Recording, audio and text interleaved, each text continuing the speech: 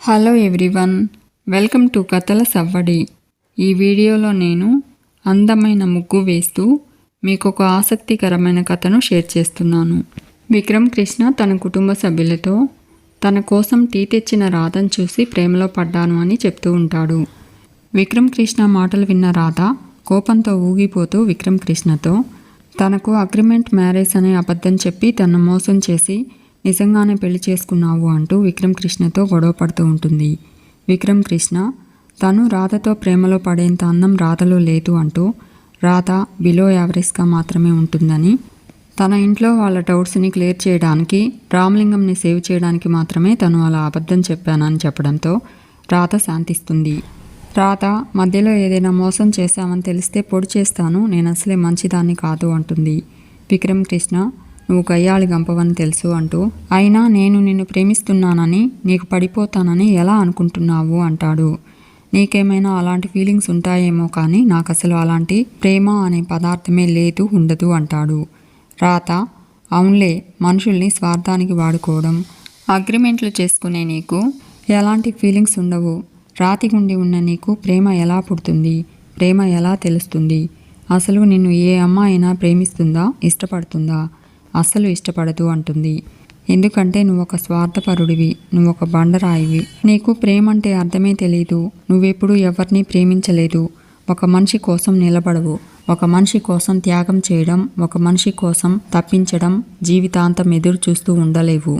ఇవన్నీ నీకేం తెలుసు? నీకు ప్రేమించే అర్హతే లేదు అంటూ ఉంటే విక్రమ్ కృష్ణ సైలెంట్గా వెళ్ళిపోతూ ఉంటాడు. రాధ మళ్ళీ ఫీలింగ్స్ ఒకటి అని అనుకుంటుంది. విక్రమ్ కృష్ణ పక్కకు వెళ్ళి రాధ మాటలు గుర్తు చేసుకుంటూ చిట్టీతో తన మెమరీస్ని గుర్తు చేసుకుంటాడు. తన ఫోన్లో ఉన్న చిట్టి ఫోటో చూస్తూ, నేను బండరాయినా, నాకు ప్రేమంటే ఏంటో తెలీదా, నేను స్వార్థపరున్నా, ఏంటి చిట్టి ఇది, ఇదంతా చేసేది నీకోసమే కదా, నీ ప్రేమ కోసమే కదా, ప్రియతో పెళ్లి తప్పించుకునేందుకే కదా అగ్రిమెంట్ పెళ్లి చేసుకున్నాను, నీ కోసం, నీ ప్రేమ కోసం ఎన్ని రోజులైనా ఎదురు చూస్తాను, ఎన్ని అబద్ధాలైనా చెప్తాను, ఎక్కడున్నావు చిట్టి, ఎప్పుడొస్తావు చిట్టి అనుకుంటూ బాధపడుతూ ఉంటాడు. ఇక రామచంద్రయ్య రాధతో తను పోలీస్గా పనిచేస్తూ ఉన్నప్పుడు మోహన్ చూసి మనిషి తత్వాన్ని అంచనా వేసేవాడిని. దాదాపు ప్రతిసారి నా అంచనాలు కరెక్ట్ అయ్యేవి, మొదటిసారి నీ విషయంలో నా అంచనాలు తప్పాయి అంటాడు. నా ప్రాణాలు కాపాడినప్పుడు మనుషుల్లో మంచితనం ఇంకా ఉందనుకున్నాను. నీలాంటి మంచి అమ్మాయిలు ఈ రోజుల్లో అరుదుగా ఉంటారనుకున్నాను. హాస్పిటల్ నుంచి ఇంటికి వచ్చాక నువ్వు ఫోన్ చేసి నా గురించి అడిగినప్పుడు నీలాంటి కూతురు నాకుంటే బాగుండు అనుకున్నాను. కానీ ఈరోజే తెలిసింది, మా ఇంట్లో వాళ్ళను వంచడానికి మొదటి మోసం నాతోనే మొదలుపెట్టావు కదా అని అడుగుతాడు. రాధ కన్నీళ్లు పెట్టుకోవడం చూసి, ఇంకా కన్నీళ్లు పెట్టుకుని నటించకమ్మా, నేను నమ్మలేను, దూరమైన నా కూతుర్ని నీలో చూసుకుని మురిసిపోయాను, నీ మోసం, నీ నిజ స్వరూపం చూశాక నీలాంటి దాన్న నా కూతురుతో పోల్చుకుంది అనుకున్నాను అంటాడు. రాధ నేను ఎవరిని మోసం చేయలేదు సార్, మా నాన్నని రక్షించడం కోసమే అగ్రిమెంట్ పెళ్లి చేసుకున్నాను అని అనుకుంటూ బాధపడుతూ ఉంటుంది. రామచంద్రయ్య ఈ ఇంట్లో వాళ్ళ మొహాలు చూసావా, అందరి గుండెలు పగిలిపోయాయి, అందరి మనసులు మౌనంగా రోధించి అలసిపోయాయి, అందరి కళ్ళు కన్నీటి వర్షంలో తడిసిపోయాయి. ప్రియను చూసావా, ప్రియను ఏమని ఓదార్చాలి, ప్రియ జీవితాన్ని నువ్వు లాక్కున్నావు, ప్రియ ఆనందాన్ని లాక్కున్నావు అనే దానికన్నా దొంగిలించావంటే కరెక్టేమో అంటాడు. రాధ సార్ నన్ను అన్ని మాటలు అనకండి ప్లీజ్ అంటూ చేతులు జోడించి నమస్కారం చేస్తుంది. రామచంద్రయ్య ఇంకా చాలా అనాలని ఉందమ్మా, నా వయసు, పెంపకం, నా సంస్కారం అడ్డొచ్చి ఆగిపోతున్నాను. ఎందుకు ఇదంతా, డబ్బు కోసమే కదా, నువ్వు టీ అమ్మితే లాభం ఎక్కువగా రావడం లేదని నేను నువ్వే అమ్ముకున్నావా, రంగుల కాగితాల కోసం రంగులు మార్చే వాళ్ళను చాలామందినే చూశాను, కానీ రంగు కాగితాల కోసం రక్త సంబంధాలు ఏమార్చే వాళ్ళను ఫస్ట్ టైం నిన్నే చూస్తున్నానమ్మా అంటాడు. డబ్బు కోసం అందరూ బంగారం తాకట్టు పెడతారు, కానీ నువ్వు బంధాలనే తాకట్టు పెట్టావు.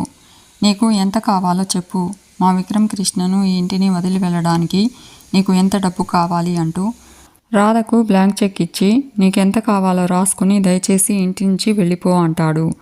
పట్టలేనంత దుఃఖంలో అందరూ ఉన్నారు, ఇందులో పట్టినన్ని సున్నాలు రాసుకుని నీకు కావాల్సినంత డబ్బు తీసుకుని దయచేసి ఇంటి నుంచి వెళ్ళిపో అంటూ చేతులు జోడించి రాధకు నమస్కారం చేసి వెళ్ళిపోతూ జీవితంలో ఎప్పుడూ ఎవరిని కాపాడకమ్మా అంటాడు. ఆ కాపాడిన వాళ్ళను మళ్ళీ మోసం చేస్తే గుండె పగిలి చేస్తారు. అందరికీ నాలాంటి బండబారిన గుండె ఉండదు కదా అని చెప్పి రామచంద్రయ్య వెళ్ళిపోతాడు. రాధ బాధపడుతూ ఉంటుంది. ఇక దమయంతి భవానీ శంకర్ దగ్గరకు వస్తుంది. దమయంతి భవానీ శంకర్తో సీనయ్య తను చూసి జాలిగా నవ్వుతున్నాడు అని చెప్పి ఏదో సంఘటన వాడికి ధైర్యాన్నిచ్చింది. వాడి ఆత్మవిశ్వాసం పెంచింది. చిట్టికి ఏమవుతుందో అని భయపడడం మానేసి చిట్టి వలన నాకే ప్రమాదం అంటున్నాడు అంటుంది. భవానీ శంకర్ రాత్రికి రాత్రే ఏం జరుగుంటుంది అంటాడు. దమయంతి అన్నీ ప్రశ్నలే అన్నయ్య అంటుంది. అసలు విక్రమ్ కృష్ణ రాధను ఎందుకు పెళ్లి చేసుకున్నాడు? చిట్టిని రక్షిస్తున్న ఆ రక్షణ కవచం ఎవరు? రాధ పెళ్లికి చిట్టికి ఏమైనా సంబంధం ఉందా, లేక ఇద్దరి సమస్యలు వేరువేరా అని అనుకుంటూ ఉంటుంది.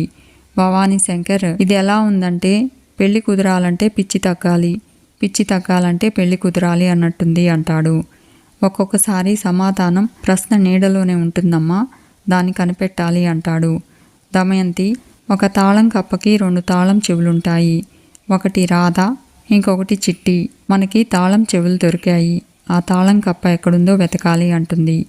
భవానీ శంకర్ కరెక్ట్గా చెప్పావమ్మా, నువ్వు రాధ విషయం చూడు, నేను చిట్టి జాడ కనిపెడతాను అంటాడు. దమయంతి రాధ కళ్ళ ముందే ఉంటుంది కాబట్టి అసలు వీళ్ళు ఎందుకు పెళ్లి చేసుకున్నారో తెలిస్తే చిట్టి చిక్కుముడి విడిపోతుంది అంటూ టీ కొట్టి నడిపే సీనయ్యే అంత పెద్ద ఆట ఆడితే రాజకీయాలు దూసుకెళ్తున్న నేను ఎంత పెద్ద ఆట ఆడాలి అంటుంది. ఇక సునంద కిచెన్లో దోశలు వేస్తూ ఉంటుంది. డైనింగ్ టేబుల్ దగ్గర వసుంధర అను నందగోపాల్ కూర్చుని ఉంటారు. విక్రమ్ కృష్ణ కూడా డైనింగ్ టేబుల్ దగ్గరకు వచ్చి కూర్చుంటాడు. వసుంధర అను విక్రమ్ కృష్ణను చూసి వెళ్ళిపోతారు. విక్రమ్ కృష్ణ సునంద దగ్గరకు వెళ్ళబోతూ ఉంటే నందగోపాల్ విక్రమ్ కృష్ణను ఆగమని సైగ చేసి తాను సునంద దగ్గరకు వెళ్తాడు. ఏం చేస్తున్నావు సునంద, దోశలు వేస్తున్నావా అంటాడు. సునంద అట్ల కాడ బాగా కాలుస్తున్నాను, తమరికేమైనా వేడివేడిగా వాతలు పెట్టాలా అంటుంది. విక్రమ్ కృష్ణ అమ్మ చాలా కోపంగా ఉంది అనుకుంటాడు. నందగోపాల్ మీ అమ్మ నాన్న ఫోటో ఇవ్వు, నీలాంటి భార్యనిచ్చినందుకు రోజు దండం పెట్టుకుంటాను అంటాడు. సునంద విక్రమ్ కృష్ణ రాధల ఫోటో ఇస్తాను, మీ ముద్దుల కొడుకు తీసుకొచ్చిన అమ్మాయిని ఫోటోలో చూసి మురిసిపోండి అంటుంది. నందగోపాల్ నీకు ముద్దుల కొడుకే కదా అంటూ ఉంటే సునంద నందగోపాల్ చేతిని అట్లకాడతో టచ్ చేస్తుంది. నందగోపాల్ పెద్దగా అరుస్తాడు. సునంద నందగోపాల్ చేతికి దోశల ప్లేట్ ఇచ్చి నోరు మూసుకుని తినండి, నన్ను ఐస్ చేయాలని చూడకండి అంటుంది. నందగోపాల్ నోరు మూసుకుని ఎలా తినాలి అని అడుగుతూ ఉంటాడు. నందగోపాల్ విక్రమ్ కృష్ణకు సైగ చేస్తాడు.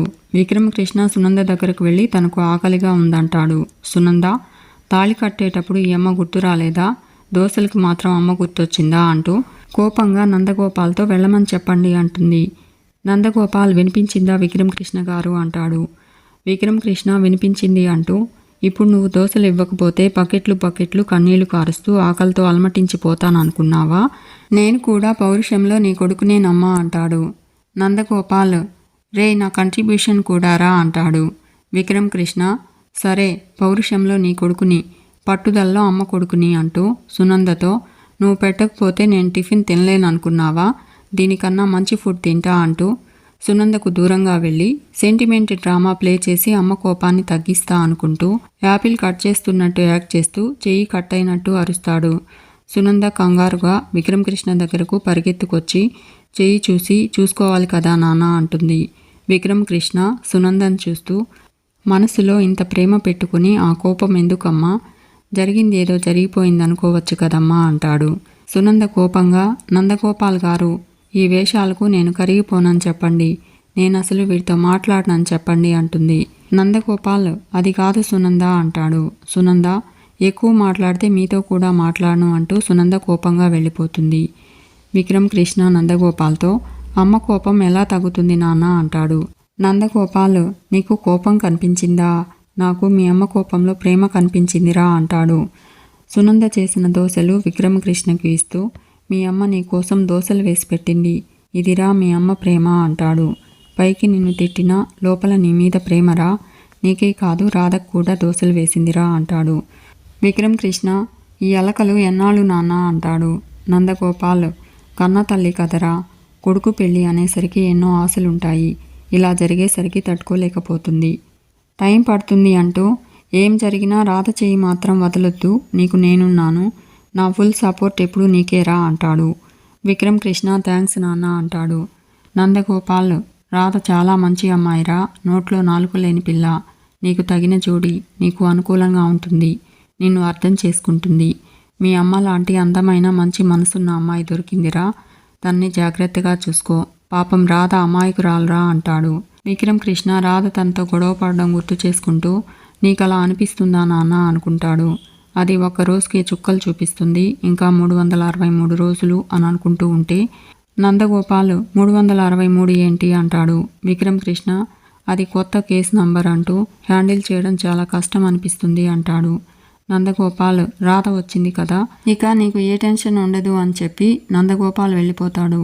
విక్రమ్ కృష్ణ నా టెన్షన్ ఆ మేడంతోనే కదా అనుకుంటూ దోశల ప్లేట్ తీసుకుని రూమ్లోకి వస్తాడు. రూమ్లో రాధ లేకపోవడంతో రాధని పిలుస్తూ ఇల్లంతా వెతికి మళ్ళీ రూమ్లోకి వస్తాడు.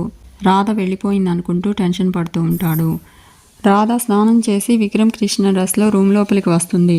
విక్రమ్ కృష్ణ రాధ దగ్గరకు వెళ్ళి తన బట్టలు ఎందుకు వేసుకున్నావు అంటూ ఇంకొకరు నా బట్టలు టచ్ చేస్తే నాకు నచ్చదు, నాకు చిరాగ్గా ఉంటుంది అంటాడు. రాధ వార్డ్రోబ్లో ఉన్న విక్రమ్ కృష్ణ బట్టలన్నీ తీసి బెడ్ మీద పడేస్తుంది. విక్రమ్ కృష్ణ ఏంటి వద్దన్న పని చేస్తున్నావు అంటాడు. రాధ నాకు వద్దన్న పని చేయాలనిపిస్తుంది అంటుంది. విక్రమ్ కృష్ణ రాధను కూర్చోబెట్టి మనం కొన్ని కండిషన్స్ మాట్లాడుకుందామంటూ రాధకు తన కండిషన్స్ చెప్పి వెళ్ళబోతూ ఉంటాడు. రాధ విక్రమ్ కృష్ణను వెనక్కి పిలిచి తన మనోభావాల పట్టిక అంటూ తన కండిషన్స్ కూడా చెప్తుంది. విక్రమ్ కృష్ణ పేపర్ తీసుకుని అందులో నోట్ చేసుకుని వెళ్ళబోతూ ఉంటాడు. రాధ తనకు అర్జెంటుగా చీరలు డ్రెస్సులు కావాలని అడుగుతుంది. విక్రమ్ కృష్ణ ఇప్పటికిప్పుడు ఎక్కడి నుంచి తీసుకురావాలి అంటాడు. రాధ అది నీ ప్రాబ్లం అంటుంది. విక్రమ్ కృష్ణ కర్మ అనుకుంటూ వెళ్ళిపోతాడు. ఇక ప్రియా స్మోక్ మిషన్ని రెడీ చేసుకుంటూ ఓసే టీ కొట్టు, నీకు నా బావ కావాలా, ఇక్కడ ప్రియా అన్న విషయం మర్చిపోయావా, ఈరోజు నీ గీతేమవుతుందో చూసుకో అనుకుంటూ ఉంటుంది. అను ప్రియ దగ్గరకు వచ్చి వర్కర్స్ ఉన్నారు కదా వదిన, నువ్వెందుకు దోమల మందు కొడుతున్నావు అంటుంది. ప్రియా ఇది అడ్వాన్స్డ్ స్మోక్ మిషన్ అంటుంది. వాళ్ళిద్దరి మధ్య పొగ పెడతాను, ఇందులో మత్తు మందు లాంటి మందు కలిపాను, ఈ పొగను రూమ్లోకి వదిలితే ఆ పొగ పీల్చి మత్తుగా నిద్రపోతారు, తెల్లారేదాకా నిద్ర లేవరు అంటుంది. ఇక విక్రమ్ కృష్ణ రామలింగంకి ఫోన్ చేసి రాధ చీరల విషయం చెప్తాడు. రామలింగం మీ ఇంట్లో మీ అమ్మ చీరలు కొట్టేసి రాధకి ఇవ్వు, రాధకు బాగా నచ్చుతాయి అని చెప్పి ఇదే నీకు లాస్ట్ ఆప్షన్ అంటాడు. ఆల్ ద బెస్ట్ అని చెప్పి ఆపరేషన్ చీరల చోరీ చీర్స్ అంటూ మందు తాగుతూ ఉంటాడు రామలింగం. ఇక ప్రియా అను విండోలో నుంచి విక్రమ్ కృష్ణ రూమ్ లోపలికి చూస్తూ ఉంటారు. రాధ మిర్రర్లో చూసుకుంటూ ఉంటుంది. నేను అందంగా లేనా అనుకుంటూ రారా నీ సంగతి చెప్తా అనుకుంటుంది. మిర్రర్లో ఇమేజ్ని చూసి రాధా ఎంత బాగున్నావు అనుకుంటూ ముద్దు పెట్టుకుంటుంది. అను ప్రియతో నీ సంగతి చెప్తా అంటుంది. ఎవరిని అని అడుగుతుంది. ప్రియా మీ అన్నని అంటూ సంగతి చెప్పడం కాదు, సరదాగా ఎంజాయ్ చేద్దామనుకుంటుంది అంటుంది. ఏంటి అంత ఫీల్ అయిపోతుంది అంటూ ఉంటే అను నాకేం తెలుసు అంటుంది. ప్రియా మరి ఇంకేం తెలుసు అంటుంది. కథలు చూస్తుంటే మనకే ఇలా ఉందంటే ఇక మీ అన్నయ్య చూస్తే చాలా డేంజర్, డమాలను పడిపోతాడు అంటుంది. ఇంతలో విక్రమ్ కృష్ణ రూమ్లోకి వస్తూ ఉంటాడు. అను విక్రమ్ కృష్ణను చూసి అన్నయ్య అంటుంది. విక్రమ్ కృష్ణ లోపలికి అడుగుపెట్టి డోర్ మ్యాట్ స్లిప్ అవడంతో కింద పడబోతాడు. రాధ విక్రమ్ కృష్ణని పడకుండా పట్టుకుంటుంది. విక్రమ్ కృష్ణ చేతిలో ఉన్న చీర ఇద్దరి మీద పడుతుంది. ప్రియా అను షాక్ అవుతారు. ప్రియా లోపలేం జరుగుతుంది అంటూ ఉంటే అను నాకేం తెలుసు అంటుంది. ప్రియా ఇంకేం తెలుసు అంటూ కోపడుతూ ఉంటుంది. ఇక రాధ పూజ గదిలో పూజ చేస్తూ ఉంటుంది. అందరూ పూజ గది ముందు నిలబడి ఉంటారు. దమయంతి రాధను చూసి ఏం చేస్తున్నావు అంటుంది. రాధ పూజ చేస్తున్నాను అంటుంది. రాధ రామచంద్రయ్య దగ్గరకు హారతి తెచ్చి నేను ఈరోజు పూజ ఎందుకు చేశాను, ఏం కోరుకున్నానో తెలుసా అంటూ మీ అమ్మాయి చిట్టి కోసం మీ చిట్టి తొందరగా ఇంట్లో అడుగు పెట్టాలని కోరుకున్నాను అంటుంది. రామచంద్రయ్య హారతి కళ్ళకద్దుకుంటూ ఉంటాడు. దమయంతి కోపంగా రాధ చేతిలో ఉన్న హారతి ప్లేట్ని కిందికి తోసేస్తుంది. అందరూ షాక్ అవుతారు. మీకు ఈ వీడియో నచ్చితే లైక్ చేయండి, షేర్ చేయండి, తప్పకుండా సబ్స్క్రైబ్ చేసుకోండి. Thanks for watching.